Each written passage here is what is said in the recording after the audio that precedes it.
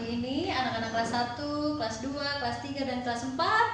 Semoga kalian dalam kondisi yang sehat dan terus bersemangat dan pastinya terus bersuka cita. Oke? Nah, pagi hari ini anak-anak, Ibu Herna akan mengajak kalian kembali untuk bersaat teduh atau merenungkan firman Tuhan di pagi hari ini. Baiklah, sebelum kita mendengarkan firman Tuhan, kita akan menyanyikan satu pujian bersama-sama. Bapa, ku datang padamu.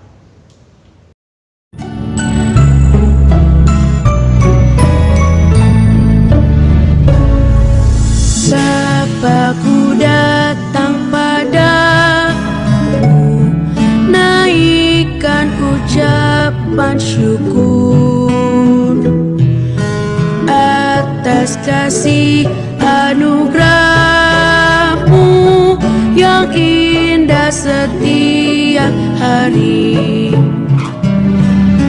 Pagi hari, siang hari, sore dan malam hari, tak hentinya mengucap syukur atas kebaikan-Mu. Kita sudah menyanyikan satu pujian yang indah, ya, biarlah itu menjadi satu kerinduan kita kepada Tuhan, ya. Kita mengucap syukur karena penyertaan Tuhan di sepanjang pagi, ya, sepanjang malam, ya, sepanjang hari, ya, Tuhan selalu menyertai kita. Sebelum kita mendengarkan firman Tuhan, mari Ibu Herna ajak untuk kalian berdoa. Mari kita berdoa, anak-anak. Allah Bapa yang bertata di dalam kerajaan surga, ucap syukur untuk pagi hari ini Tuhan. Terima kasih untuk kesempatan dan anugerah-Mu di mana kami sekali lagi boleh menikmati kebenaran firman Tuhan. Di dalam keterbatasan kami ya Tuhan, kami merendahkan hati kami, masuklah Engkau di dalam hati dan pikiran kami, kuasailah kami. Kami menyerahkan perenungan pagi hari ini, kiranya Tuhan yang memberkati. Terpujilah nama-Mu, ampuni setiap dosa dan kesalahan kami, dan layakkan kami untuk dengar firman-Mu. Dalam nama Tuhan Yesus Kristus kami mengucap syukur. Amin. Baik, anak-anak, pagi ini Ibu akan menyampaikan satu firman, yaitu mengenai temanya lambang-lambang Roh Kudus, ya. Firmannya diambil di kitab Lukas 11 ayat 13. Bagi anak-anak yang memiliki Alkitab, silakan dibuka Alkitabnya, ya. Kita akan baca sama-sama. Pada hitungan yang ketiga, Ibu akan bacakan untuk kita semua. 1, 2, 3. Jadi, jika kamu yang jahat tahu memberi pemberian yang baik kepada anak-anakmu, apalagi Bapamu yang di sorga, Ia akan memberikan Roh Kudus kepada mereka yang meminta padanya. Nah, anak-anak, firman Tuhan mengatakan bahwa kalau kita di surga itu punya Bapa yang akan memberikan, ya, Roh Kudus ketika kita memintanya, ya.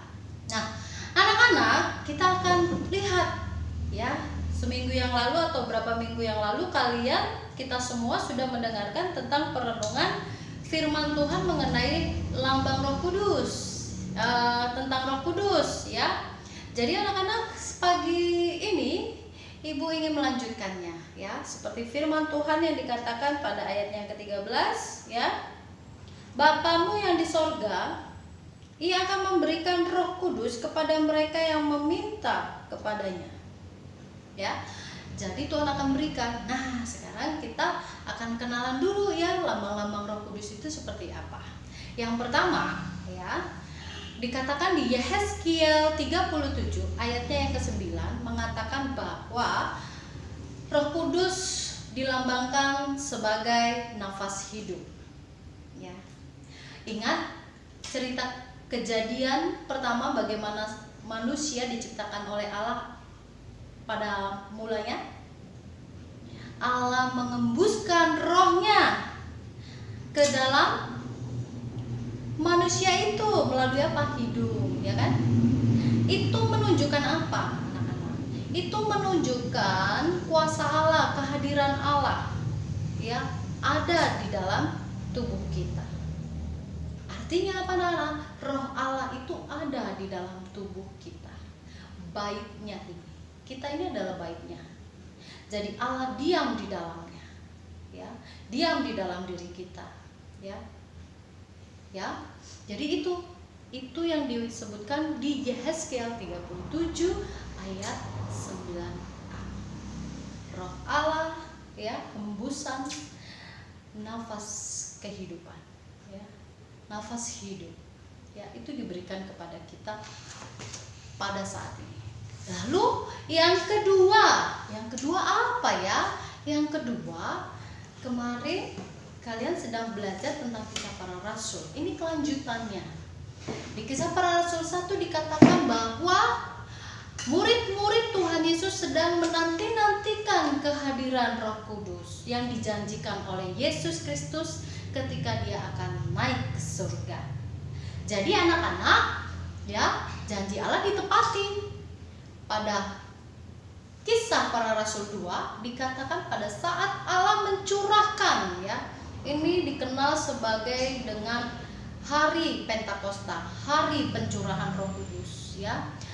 Ketika murid-murid Tuhan Yesus sedang beribadah bersama, ketika itulah Allah mencurahkan Roh Kudusnya turun ke atas murid-muridnya, dan semua orang mengalami lawatan Tuhan, ya. Maka mereka sampai berkata-kata yang kita tidak mengerti sama sekali, hanya Tuhan yang tahu, ya. Nah, dalam bentuk apa pada saat mereka turun ke atas murid-murid Tuhan Yesus? Dalam bentuk api, ya, dalam bentuk lidah-lidah api, ya, dalam bentuk angin, ya, dalam bentuk api, lidah-lidah api.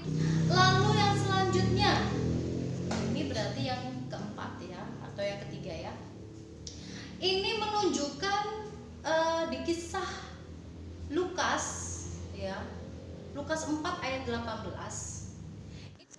Lukas 4 ayat 18 bunyinya, anak-anak, Roh Tuhan ada padaku, oleh sebab Ia telah mengurapi aku untuk menyampaikan kabar baik kepada orang-orang miskin, dan Ia telah mengutus aku. Jadi yang dimaksudkan oleh Yesus di sini adalah bagaimana Allah mengurapi Kristus dengan Roh Kudusnya untuk menyampaikan kabar baik kepada banyak orang, ya, kepada orang-orang miskin khususnya, dan Tuhan mengutusnya, ya, dengan menyertai Roh Kudus yang ada padanya. Jadi Roh Tuhan itu ada padanya, ya. Itu yang dimaksud Lukas 4 ayatnya yang ke-18. Lalu selanjutnya yang terakhir, ketika Tuhan Yesus hendak dibaptis, ya, ketika Tuhan Yesus hendak dibaptis, waktu itu umurnya Tuhan Yesus usianya 30 tahun. Sebelum dia akan pergi melayani banyak orang, dia meminta, ya, untuk dibaptis kepada Yohanes Pembaptis, ya. Yohanes Pembaptis itu adalah seorang nabi besar di zaman itu. Pada saat dibaptis, turunlah dari langit, ya, terlihat cahaya putih. Dan ketika itu ada di atas kepala Tuhan Yesus, itu ternyata bentuknya burung merpati. Itulah tanda kehadiran Tuhan. Demikianlah firman Tuhan pagi hari ini, anak-anak. Terpujilah nama Tuhan. Mari kita tutup di dalam doa. Anak-anak, Ibu akan undang kalian, bagi yang mengetahui ini, kita akan doa Bapa kami. Mari kita berdoa. Bapa kami yang ada di surga, dikuduskanlah nama-Mu, datanglah kerajaan-Mu, jadilah kehendak-Mu di bumi seperti di surga. Berikanlah kami pada hari ini makanan kami yang secukupnya, dan ampunilah kami akan kesalahan kami, seperti kami juga mengampuni orang yang bersalah kepada kami. Dan janganlah membawa kami ke dalam pencobaan, tetapi lepaskanlah kami daripada yang jahat.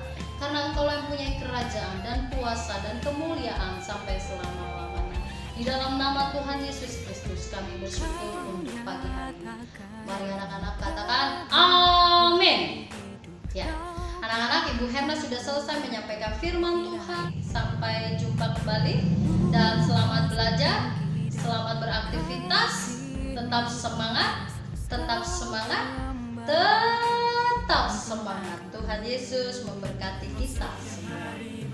Amin.